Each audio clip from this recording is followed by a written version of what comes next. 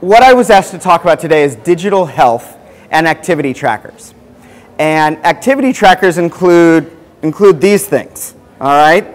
So I'm sporting my new Misfit Shine, my my Fitbit Flex, my WeThings Pulse, my Fitbit One, my Pebble watch that communicates with my iPhone and tells me all sorts of things, including Runkeeper and the 7-minute workout, which if you haven't heard of the 7-minute workout, you should. It's great. No, you wait. Just wait. Okay. Swallow. Okay.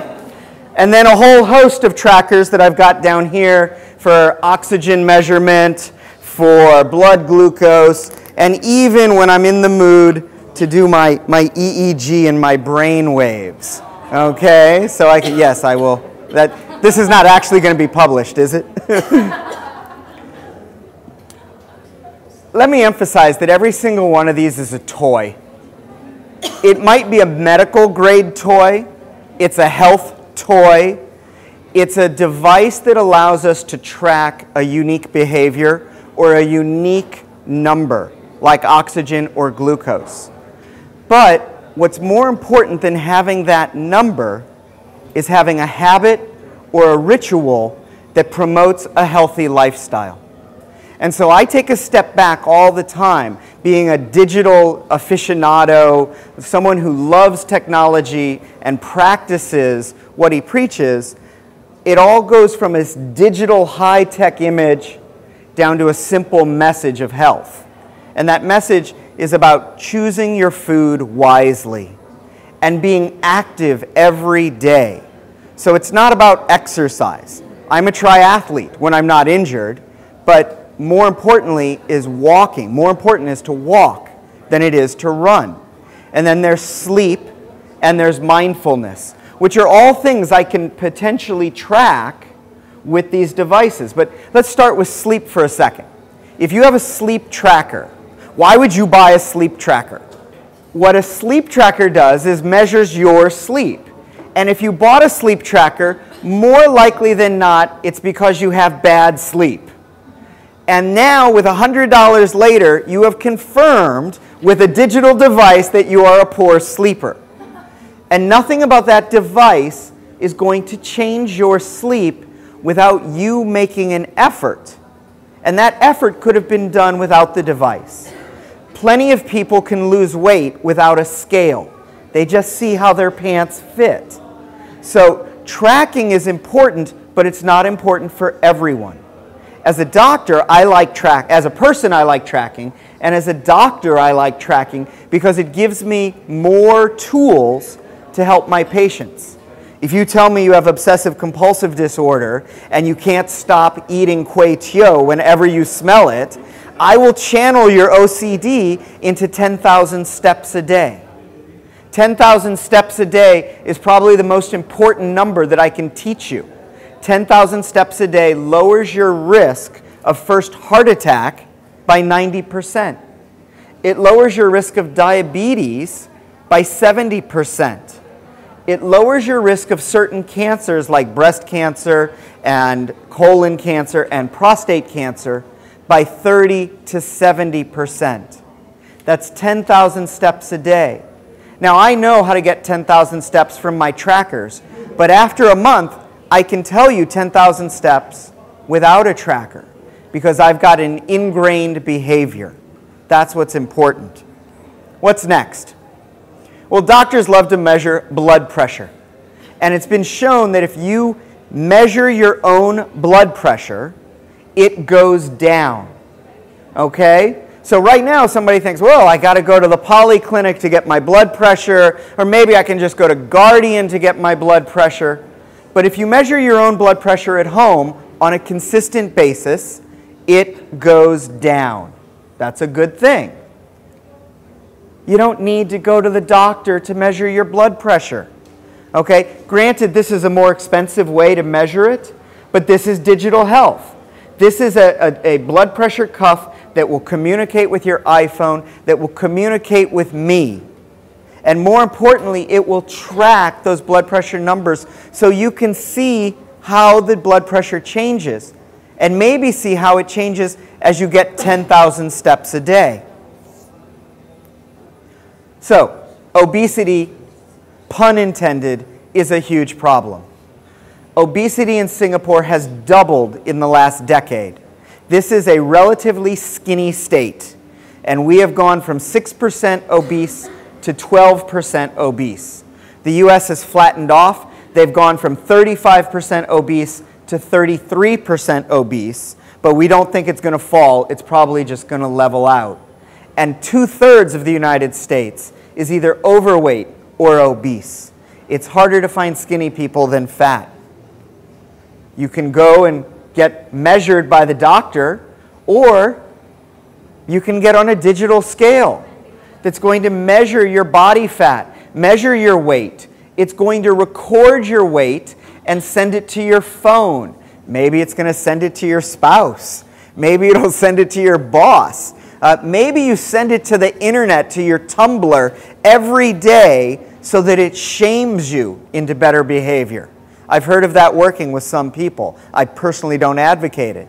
But again, it's about creating habit, and it's about measurement. You can't improve something until you measure it. Diabetes. So diabetes is rapidly expanding across the world, hand in hand with the obesity epidemic. And diabetics have known for years, and doctors have known, write down your blood sugar first thing in the morning. Check your blood sugar after your first meal. We teach diabetics that the numbers are important. And the numbers lead to interventions. Change your insulin dose if your level is too low. Add more insulin if your level is high. Oh, if you're a kid with diabetes and you're on the track team, you better take less insulin around your event. This is what we teach. The numbers and the tracking are important. But again, digital life usurps this. Digital life makes it easy for blood sugar values to be transmitted directly to a wireless device that you can track and begin to look at your insulin data. And you can bring all this data together in a lot of different dashboards. Something called TickTrack, or something called the Human API. There are all sorts of visualization tools for this health data. And then the one thing to really get to the 10,000 steps, forget the diabetes, forget the blood pressure and the obesity. Sitting is the smoking of our generation. Sedentary lifestyle kills more people than you can imagine. And we sit, I worry for you all, sitting. Stand up, move around. You don't see me sitting behind the podium driving my lecture. I can't stand the podium. So sitting is an issue, and that's where my toys come in. All right? So I like digital measurement. I've got the Pulse or the Shine, the Up and the Fuel Band and the Flex and iHealth and Fitbit galore. But again, let's think about the device. Sure, it's $100. You might want the device. You might like technology. What is it about this device that helps you improve your health? Anybody? What do you think? Okay, knowledge. Knowledge is power. I agree with that. Another thing. What else about the device might improve your health? Constant monitoring. What? Constant monitoring. Constant monitoring. No, I heard awareness. What about money? Is money? Investment. Yeah, I like that. I just dropped $100 in the device. I want to use it. Okay? Thank you. And now that's the key point. It's a key point. It's really important. Gamification. I have two daughters, 14 and 15. They both have Fitbits. They have both rapidly accelerated the number of steps that they are taking every day and every week to beat each other in a step count. This is important. I will come back to that. Anybody know what this one is? This is the Scanadu Scout. It's not available yet. I will have one shortly, but it measures heart rate and temperature and oxygen level and respiration and blood pressure and heart rate, ECG, and emotional stress, all by putting it against your forehead. Cool, huh? Right? So it's called a medical tricorder, just like in Star Trek. Dr. McCoy, said, hey, he's infected with viral space antigens. Jim, we've got to get him out here. This is what the tricorder was. But all of these devices, and the tricorder illustrates an important thing of these devices. In the long run, I'd rather wear a watch than wear a band.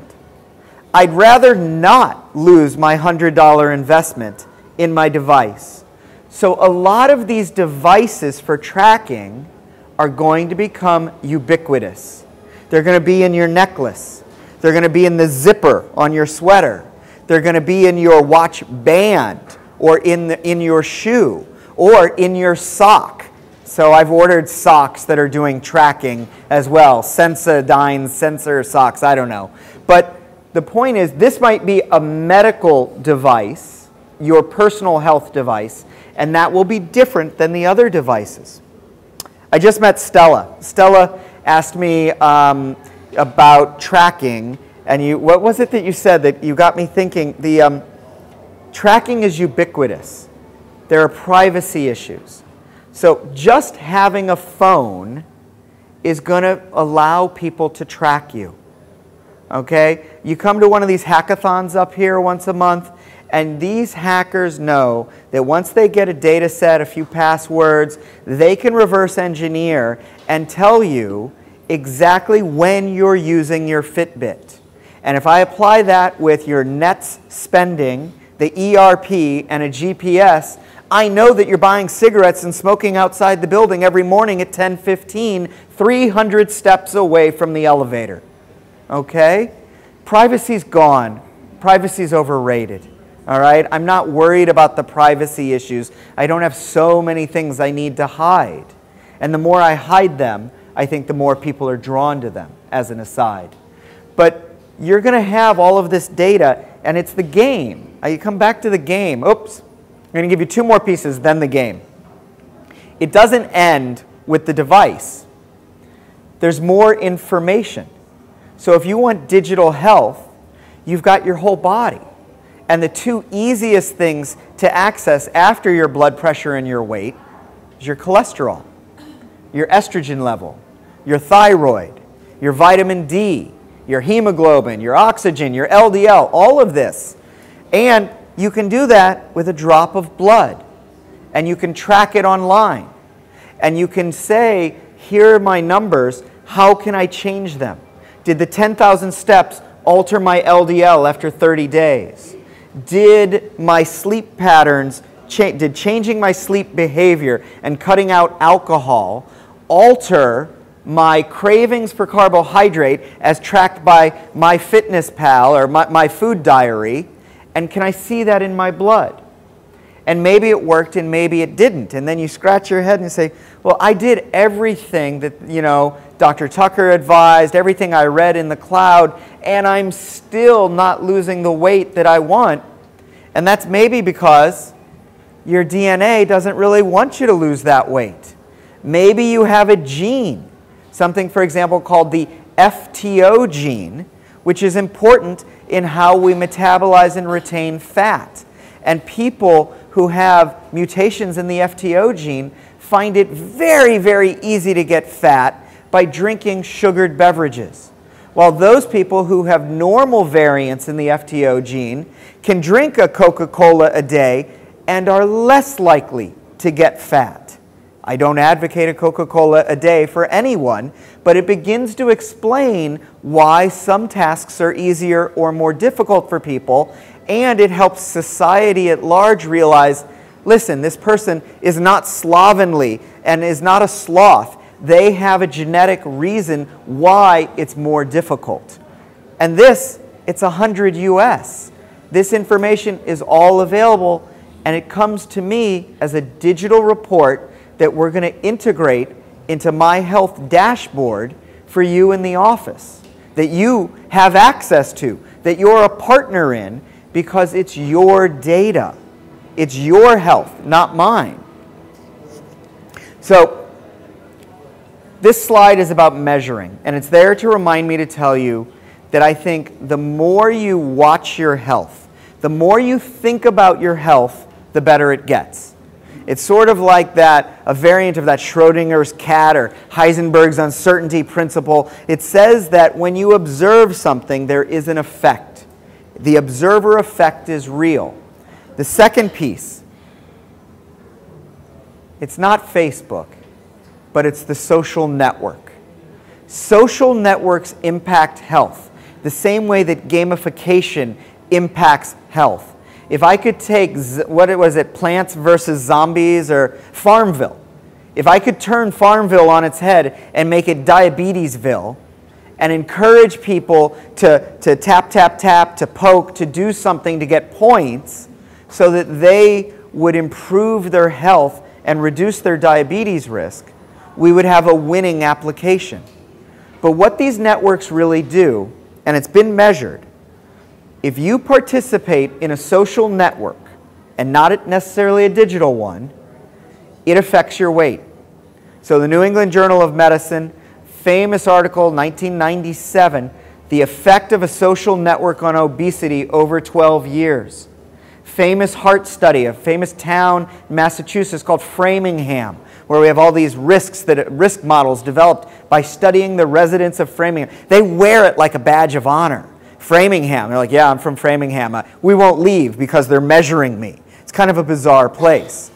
But if you live in Framingham and know someone who got fat, you're 60% more likely to get fat. There's contagion and there's connection. And that's what happens in a social network. Now, at the same time, there was recently an article published that says if we start a weight loss team, that I'm going to divvy up the 40 people in the room into 10 four-man teams, and the four of us can collectively lose, 40 pounds, 20 kilos. But really, I lose 15 of the kilos. These guys are going to benefit more from my weight loss. The groups that have more weight loss have dramatically more weight loss from a network effect. And if you're in a group with less weight loss, it is an amplification in a negative way. So gamification and social networks are at play in digital health because we live a digital life. It was the digital fingerprint. That's what I lost my train of thought on. We leave a digital fingerprint, and that can be used as a surrogate of your health. It's not just about where I post, but what do I post about? Am I posting about food? Am I posting around restaurants? Am I posting around sports and activity? Because I guarantee you the people posting on their food blog about chocolate cake are not at the same body mass index as the people posting about Runkeeper and Strava and Garmin. These are different groups that need to come together. And of course, I end most lectures with an iPhone because this is your digital office. This is your digital healthcare. This device is 7 years old, and it's a game changer in healthcare. All right, I'm done. Activity tracking, whether it's a device or your phone or a piece of paper and pencil, when compounded with social networking and added to, and I didn't tell you about this, peer-to-peer health, gives medicine a full-on transformation. The last thing, I didn't mention it, and it's sort of a new term for me, but it's a beautiful term, peer-to-peer health. That's one diabetic teaching another how to give a shot. Peer-to-peer health is a mom talking to another mom about how they stop their kid from drinking Coca-Cola. Peer-to-peer health is one cancer patient online sharing access to clinical trials to another patient. What it's not is the asymmetric system of doctor telling you what to do, okay? I recently met a patient who had a cancer and perfectly fit, super healthy patient. She didn't feel right. She had been doing a lot of aggressive athletic events, super fit. Went to the doctor, said my performance has gone down. Here's my numbers. I've Googled it. The only thing that would make sense, that would really explain the dramatic change in me, is ovarian cancer. And the doctor said, you're so fit. The last thing you would ever have is cancer. If I made a list of 10 things that I think you have, cancer would be the 10th. So she saw me for genetic counseling because of her cancer. She got rid of that doctor. She had a real cancer. She figured it out, and she figured out that the asymmetry in medicine needs to go away. The doctors need to be peers with patients. And this whole digital fabric is what ties us together. Doctors will be patients. And peer-to-peer education, I think that's a term you'll see a lot of going forward, especially in digital health. I will answer any questions and show you all my toys. I'm done. That's not too bad. Yeah.